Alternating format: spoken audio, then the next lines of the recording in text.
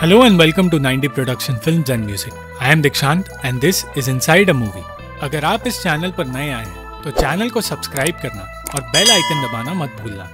हम अक्सर वही देख पाते हैं जो हमारी आंखों के सामने होता है, पर जो हमारी आंखों के सामने होता है वो पूरा सच नहीं होता। पूरा सच उन धुंधली तस्वीरों के पीछे छिपा होता है जो हमें नजर नहीं आता, और उस सच को देखने के लिए जरूरी होता है कि हम अपनी नजर ना हटाएं और हमारे सामने जो चीजें हैं उन्हें तब तक देखते रहें जब तक हमें सच ना दिखाई दे। यही बात 2018 की German film never look away में बताई गई है, जो कहानी है कर्ट नाम के लड़के की जो अपने सच को देख भी रहा था पर साथ ही साथ उसे सच नजर भी नहीं आ रहा था। कर्ट बार्नर्ड को बचपन से ही आर्ट में दिलचस्पी थी। वो बचपन में अपनी आंट एलिजाबेथ के साथ एक एग्जीबिशन में गया जहां एक मूर्ति ने उसका ध्यान खींच लिया। वो बचपन से ही एक पेंटर बनना चाहता था और उसके पिता एक टीचर हुआ करते थे जिन्हें नौकरी से निकाल दिया गया क्योंकि उन्होंने नाजी पार्टी का हिस्सा बनने से इनकार कर दिया। उस वक्त ईस्ट जर्मनी में नाजी राज चल रहा था, जिस वजह से लोगों को पेंटर्स का काम अजीब और बेकार लग रहा था। मगर दूसरी ओर एलिजाबेथ एक मॉडर्न लड़की थी जो समझती थी उन आर्टिस्ट के काम के पीछे का मैसेज क्या है, पर वो ये भी जानती थी कि अपनी राय वो सबके सामने आजादी से नहीं दे सकती। वो वक्त मिलते ही कुछ बस ड्राइवर्स को एक साथ हॉर्न बजाने के लिए कहती थी, पर ना तो कर्ट और ना ही उन ड्राइवर्स को समझ आया कि वो असल में ऐसा क्यों करती है।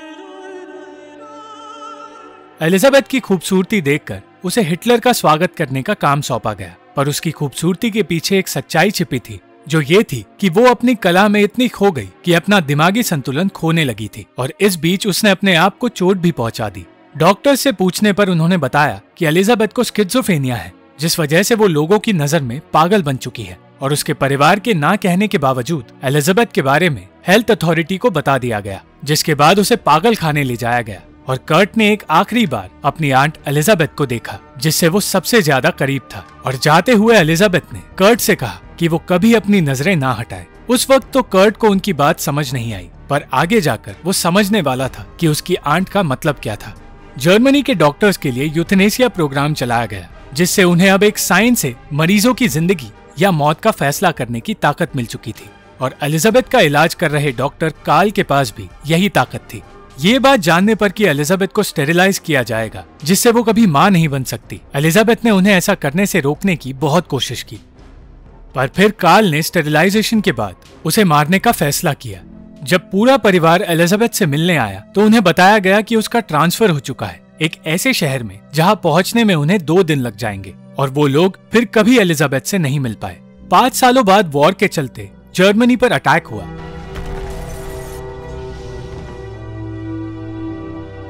और एलिजाबेथ के दोनों भाई मारे गए। उनके साथ ही एलिजाबेथ को भी हॉस्पिटल में बाकी मरीजों के साथ मार दिया गया। रशियंस ने नाजी सिपाहियों के साथ कार्ल को भी कैद में ले लिया था और उससे उस आदमी की पूछताछ करने लगे जिसके साथ मिलकर उसने यूथनेसिया प्रोग्राम चलाया था। कई सालों तक कैद में रहने के बाद कार्ल को पता चला कि एक रशियन सिपाही की पत्नी को जन्म देने में तकलीफ हो रही है, और उसने उनकी मदद करने की बात की। पहले तो उन्हें कार्ल के इरादों पर शक हुआ, पर फिर कार्ल ने माँ और बच्चे दोनों को बचा लिया और उसका शुक्रिया अदा करने के लिए उसे आजाद कर दिया गया, जिसके बाद उसके नाजी होने की सच्चाई को भी छिपाया गया।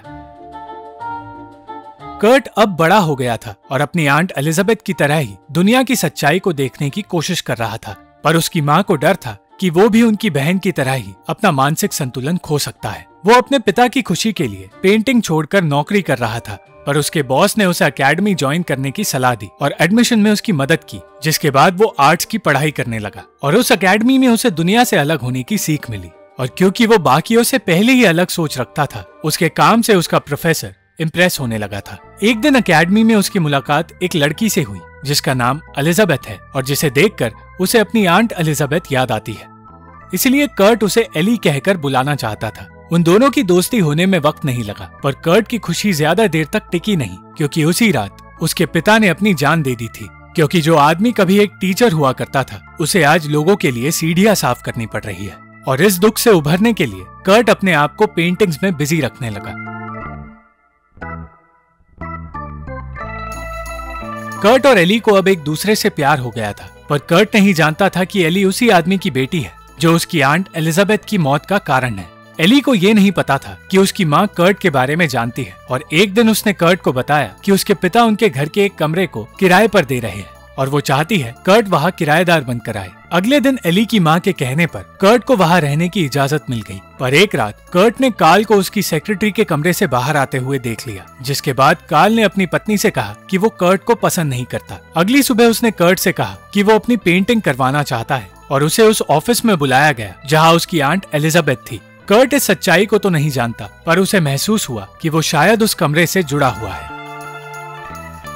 वो कार्ल के बारे में और जानना चाहता था और एली ने उसे बताया कि उसने एक नाजी सिपाही की पत्नी का इलाज किया था, जिसके बाद उसे नाजी बैज दे दिया गया, जिसे लेने से वो इनकार नहीं कर सकता था। पर इसके अलावा उसका नाजी लोगों के साथ कोई संबंध नहीं था। एली प्रेग्नेंट हो चुकी थी और ये बात कार्ल समझ गया था, पर उसे तकलीफ उस लड़के से थी जो उस बच्चे का पिता है, क्योंकि जिस लड़के के पिता ने अपनी जान दे दी थी उसके जीन्स वो अपने परिवार में नहीं फैलाना चाहता था। और जब एली ने उन्हें कर्ट और उसके रिलेशनशिप के बारे में बताया तो कार्ल ने कर्ट से ये झूठ कह दिया कि एली अगर प्रेग्नेंट हुई तो कॉम्प्लिकेशंस की वजह से उसकी मौत हो सकती है, और ना चाहते हुए भी कर्ट को अबॉर्शन के लिए मानना पड़ा। पर अबॉर्शन की आड़ में कर्ट और एली को अलग करने का कार्ल का प्लान कामयाब ही नहीं हुआ और वो दोनों एक दूसरे के और ज्यादा करीब आ गए। कुछ दिनों बाद कर्ट और एली की शादी हो गई और कार्ल अपनी पत्नी के साथ वेस्ट जर्मनी में रहने चला गया, क्योंकि उसे बताया गया कि कुछ लोग अब भी उसे और उसके नाजी साथी क्रोल को ढूंढ रहे हैं और ज्यादा दिनों तक कार्ल छिप नहीं पाएगा। कर्ट 30 साल की उम्र में एक फेमस पेंटर बन चुका था, पर पैसे और फेम पाने के बावजूद वो ऐतिहासिक इमारतों की पेंटिंग करके खुश नहीं था और जर्मनी के दूसरे हिस्से जाकर एक असली पेंटर बनना चाहता था, क्योंकि वो अपने कैनवस पर सच को उतारना चाहता था। और कुछ दिनों बाद वो अपना काम छोड़कर एली के साथ ईस्ट जर्मनी से भाग निकला और वेस्ट जर्मनी आया, जहां वो आजादी से काम कर सकता है। उसके इस फैसले पर उसे एक मुजरिम मान लिया गया और उसकी बनाई पेंटिंग्स को बर्बाद कर दिया गया, जो देखकर उसके प्रोफेसर अपने आंसू नहीं रोक पाए। कर्ट ने अपनी उम्र कम बताकर सबसे बेहतरीन अकेडमी में एडमिशन लिया, जहां उसे हैरी नाम का लड़का मिला, जिसने उसे अकेडमी में हो रही सारी चीजें दिखाई जो सामान्य कला से अलग थी। और फिर उसे उनके प्रोफेसर एंटोनियस से मिलवाया गया, जिन्हें समझ आया कि कर्ट खुद की आवाज और खुद का अपना स्टाइल ढूंढने की कोशिश कर रहा है। कर्ट हैरी की मदद से अपना अनोखा स्टाइल ढूंढने की कोशिश करता रहा, पर वो ऐसा कुछ नहीं कर पाया जो उसे खुशी दे। कुछ दिनों बाद एली ने कर्ट को बताया कि उसे अपने पिता के भद्दे झूठ के बारे में पता चल गया है और उन दोनों की कोशिशों के बाद भी वो कभी प्रेग्नेंट नहीं हो सकती, क्योंकि अबॉर्शन की वजह से वो वापस कभी मां नहीं बन पाएगी। प्रोफेसर एंटोनियस एक ऐसा आदमी था जो अपने स्टूडेंट्स के कहने पर भी उनकी बनाई चीजें नहीं देखता था, पर कर्ट की अनोखी सोच को जानने के बाद उन्होंने खुद कर्ट को अपनी बनाई कला दिखाने के लिए कहा। कर्ट इस बात से खुश तो था, पर वो ये नहीं जानता था कि उसका काम दिखाने लायक है भी या नहीं। हैरी को कर्ट का काम पसंद था, पर जब एंटोनियस ने कर्ट का काम देखा तो उसने बताया कि वो वॉर में एक रेडियो ऑपरेटर का काम किया करता था और उस काम में वो बिल्कुल अच्छा नहीं था। वॉर के दौरान जब उसका प्लेन क्रैश हुआ तो उसे उन्हीं लोगों ने ठीक किया जिन पर उसे अटैक करने के लिए कहा गया था, और उस वक्त जो उसने महसूस किया वो उसकी सच्चाई थी, जिसे वो कला के रूप में बाहर ला पाया। इस बात से कर्ट को समझ आया कि एंटोनियस चाहते हैं कर्ट अपने आप को ढूंढे। वो चाहते हैं कि वो उन चीजों को अपने कैनवस पर उतारे जो उसने खुद महसूस की है, क्योंकि जो भी उसने बनाया है वो कर्ट खुद नहीं है। और उस दिन से अपनी बनाई हर चीज जलाकर कर्ट अपनी सच्चाई की तलाश में लग गया।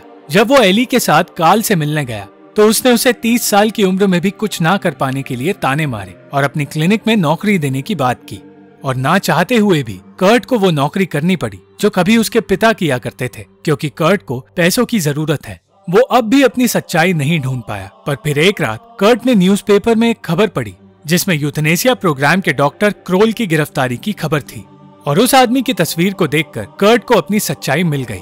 उस तस्वीर की कॉपी बनाकर वो अपनी पुरानी तस्वीरों को कैनवस पर उतारने लगा, जिन तस्वीरों में उसकी आंट एलिजाबेथ भी थी, और तब उसे अपनी आवाज मिल गई जिसे वो बचपन से महसूस तो करता था पर बड़े होते होते भूल गया था। और जब उसने उस धुंधले विजन को अपनी पेंटिंग पर उतारा तो उसे अपना अनोखा स्टाइल मिल गया, जिसके बाद उसने कार्ल की तस्वीर भी पेंट की। ऐसे ही कर्ट को एक कोलाज बनाने का आइडिया मिला जो उन तीनों तस्वीरों को मिलाकर बना था, पर जब उस कोलाज को कार्ल ने देखा तो उसका अतीत उसके सामने आ गया, जहां उसने उस नाजी डॉक्टर के साथ मिलकर एलिजाबेथ की मौत का खेल रचा था। और ये जानकर कि कर्ट एलिजाबेथ का रिश्तेदार है, वो डर कर हड़बड़ाते हुए वहां से चला गया।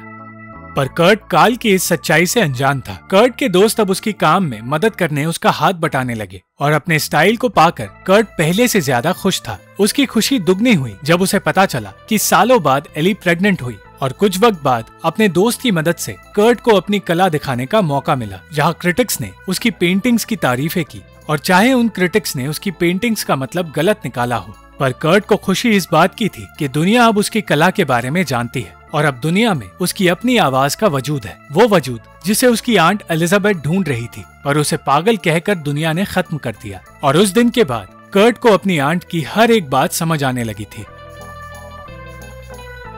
Thank you for watching the video. अगर आपको ये वीडियो पसंद आई तो लाइक, शेयर और कमेंट जरूर करना और चैनल को सब्सक्राइब करना मत भूलना।